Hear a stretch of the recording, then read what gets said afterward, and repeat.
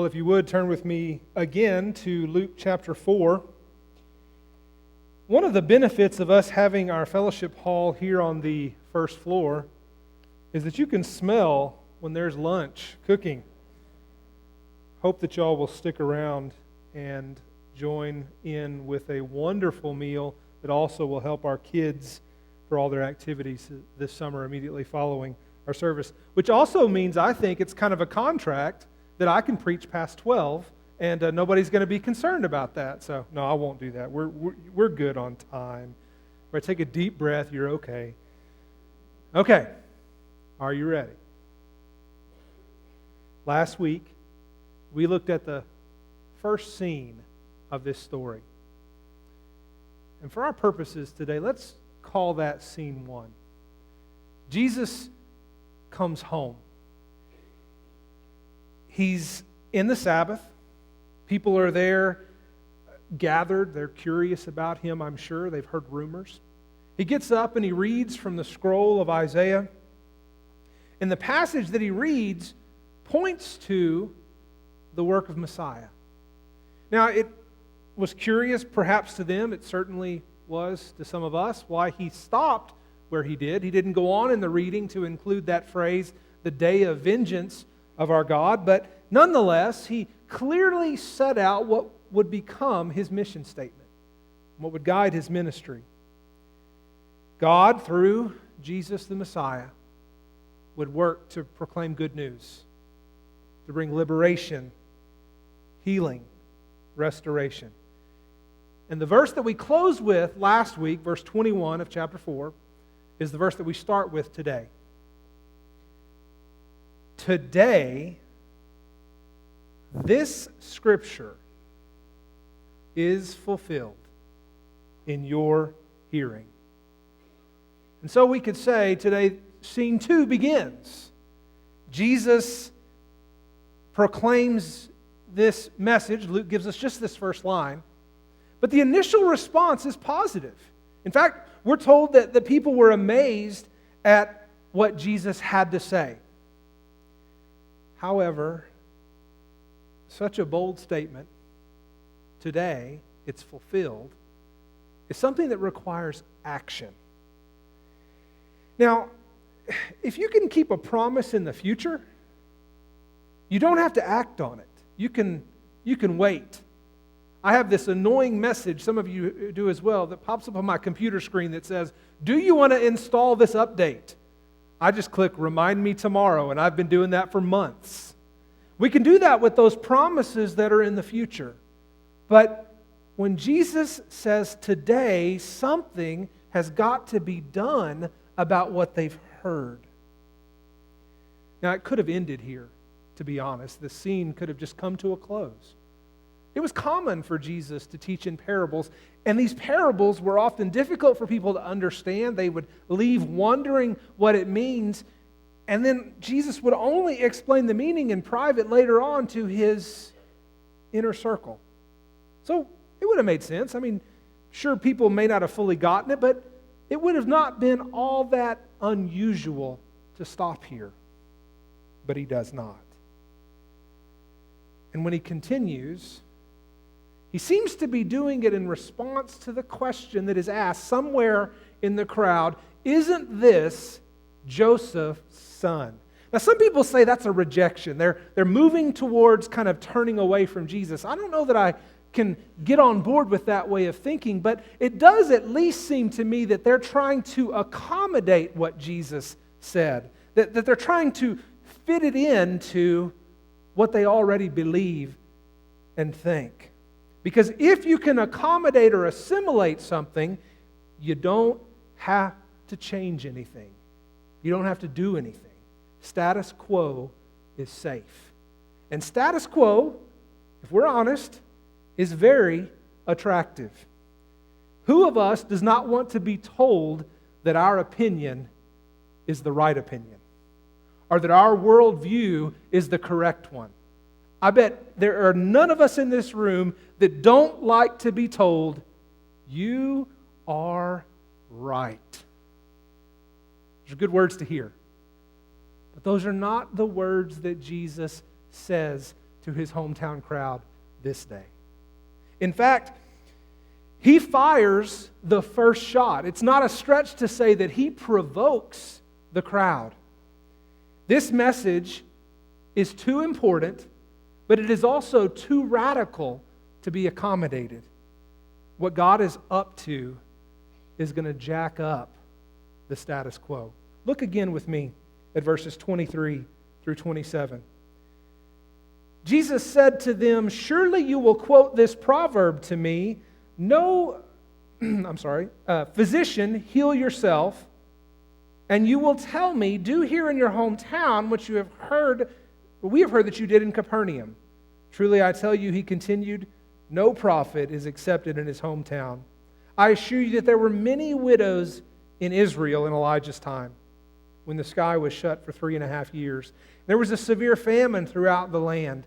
Yet Elijah was not sent to any of them, but to a widow in Zarephath in the region of Sidon.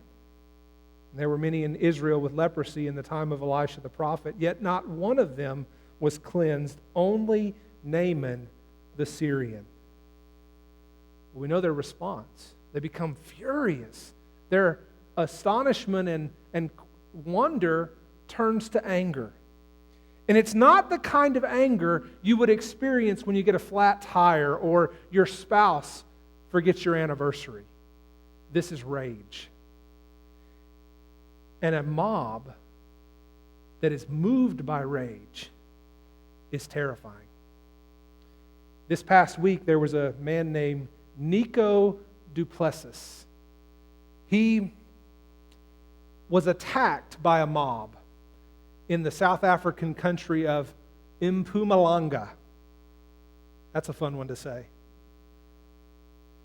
And he described it this way. He said, "I was really scared. I thought I was going to die. I sustained various injuries, marks around my neck where I'd been choked with my tie, bruises and injuries from being kicked all over my body."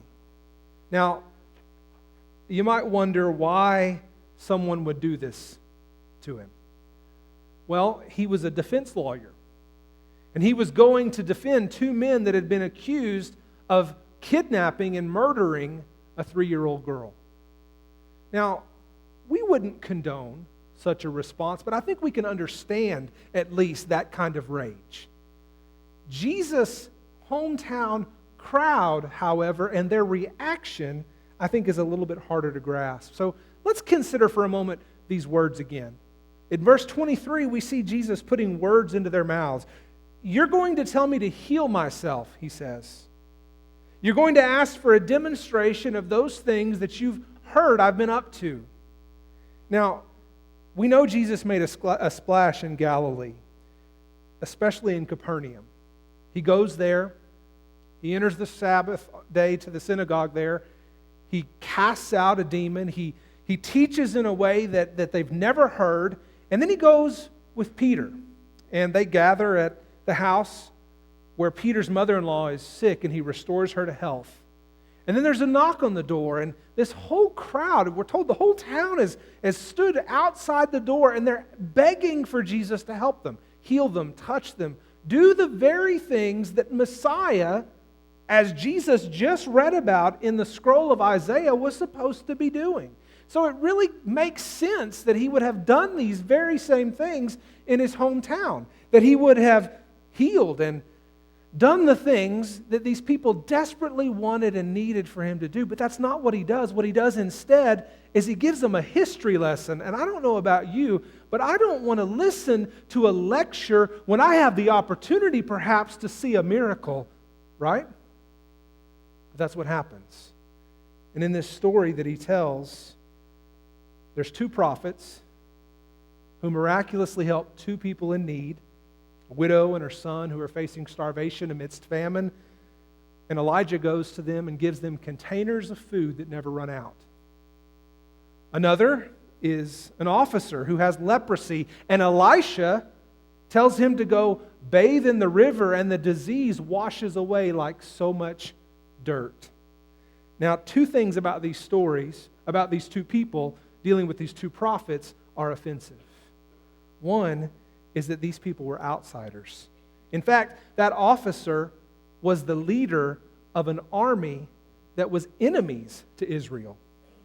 The second thing is that there were similar needs within Israel, Jesus says, that went unmet.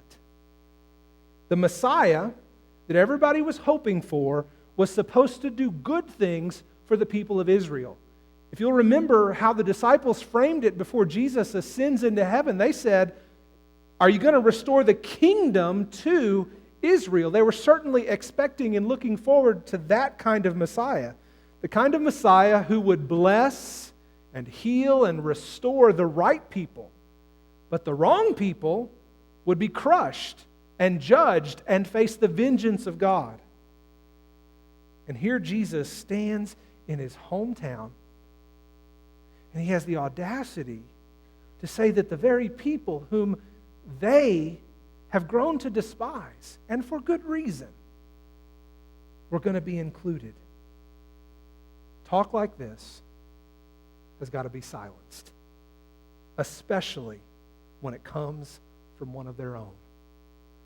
And like those people in Africa last week, they get up and they take Jesus and they give way to their rage as only a mob can, and they drag him to a cliff, and there they seek to throw him off.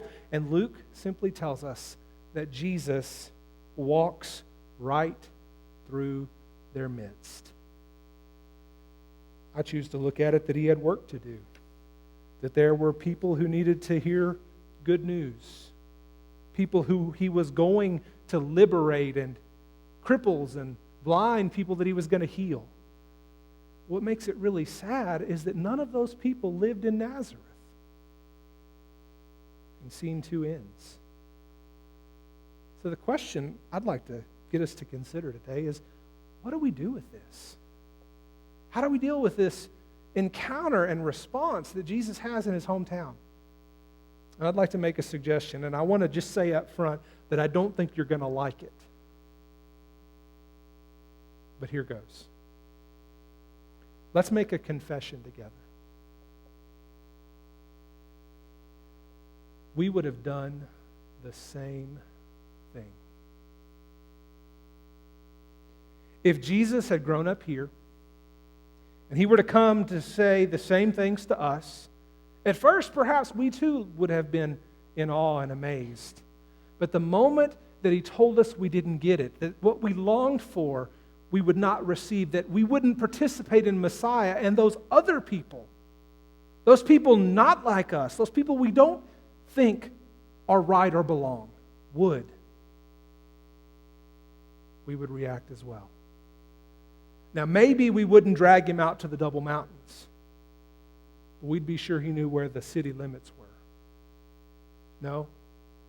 Well, it wasn't that long ago in Selma, Alabama, March 7th, 1965, that a 38-year-old minister came to march for black voters.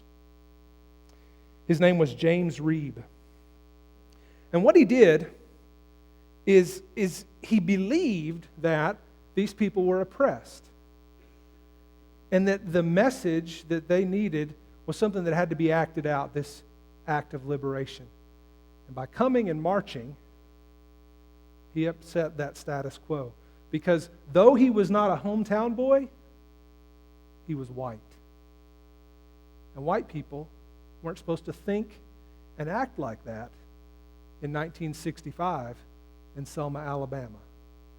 And so those good Christians took clubs and beat him and 2 others. And 2 days later, he succumbed to his injuries and passed. I have one more suggestion, and this one's positive. I'd like to invite you to go back with me one more time to that synagogue at Nazareth. I'd like to ask you to sit down on the floor.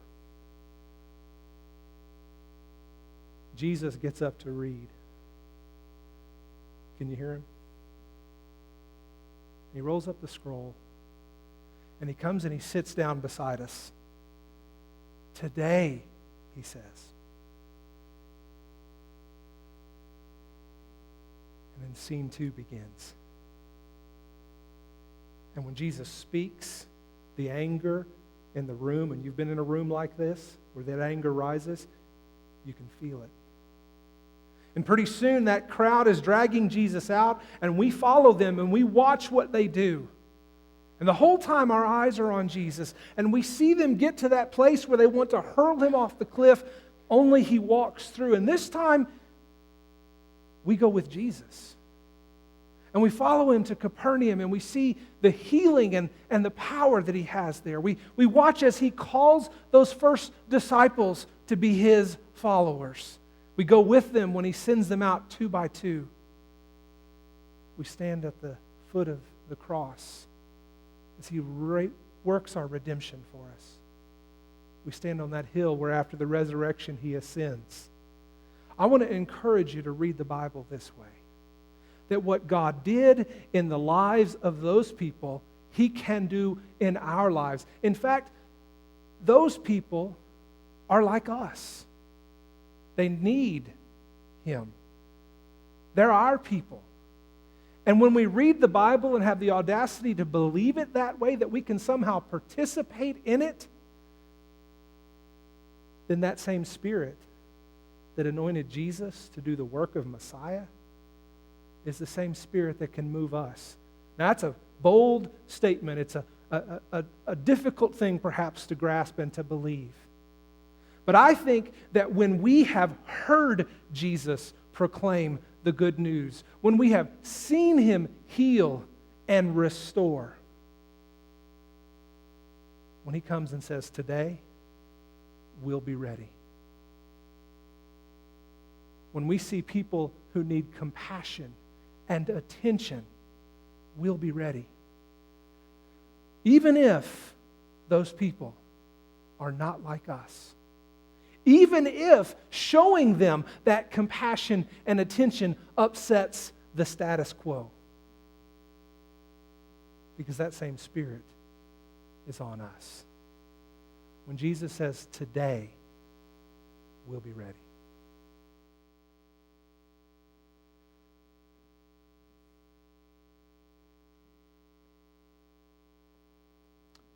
I invite you to consider today how it is that God is laying upon your heart